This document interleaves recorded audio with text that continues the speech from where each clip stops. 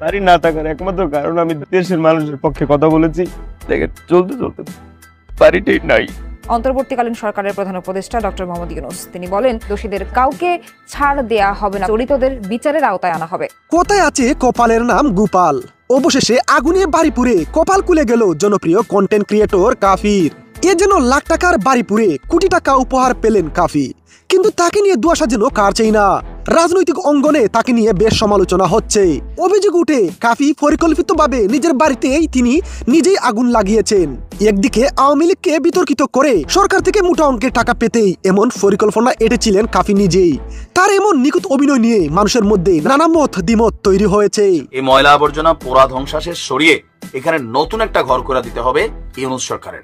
কাফির পরিবার নিজেরাই লাগাই দিয়া সরকার থেকে একটা সুযোগ সুবিধা নেওয়ার চেষ্টা করছে। প্রিয় ভিউয়ার্স, কাফির বিরুদ্ধে আনিত অভিযোগ কতটুকু সত্য এ বিষয় নিয়ে আপনাদের কি মতামত? লাইক কমেন্ট শেয়ার করে জানিয়ে দিন।